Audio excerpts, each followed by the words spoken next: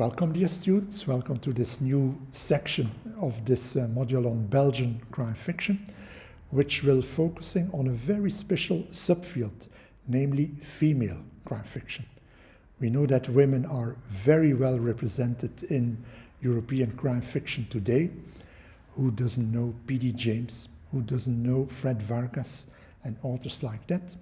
So women are very well represented at all possible levels: production, distribution, reception, criticism, and so on and so forth.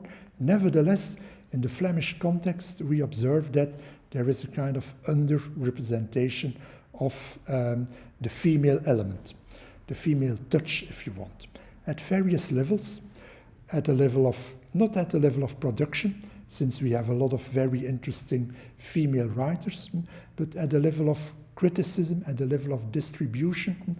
Many people continue to think that, well, the only real, let's say, worthwhile way of doing crime fiction should be very male-oriented, very hard, more or less hard-boiled, and there is a lasting influence of that very strongly manly-oriented crime fiction.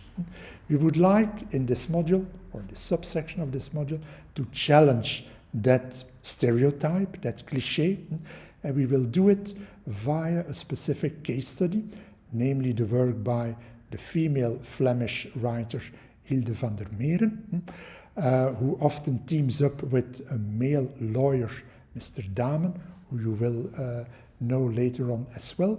And van der Meren is, among many other things, the author of a very interesting trilogy situated not just in Belgium, but mainly in Lisbon, in Portugal. And the book will allow us as well, or will allow you as well, to study the interaction between different systems, different cultural contexts in Europe.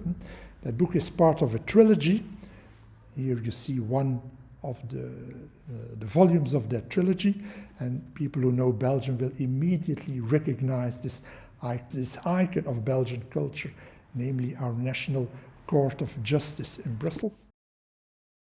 And through the example of Hilde van der Meren, we will, let's say, redefine what it means to define European crime fiction through a gender lens. And we'll try to see how the notion of the female touch is shaped and reshaped in this specific, but we think representative example.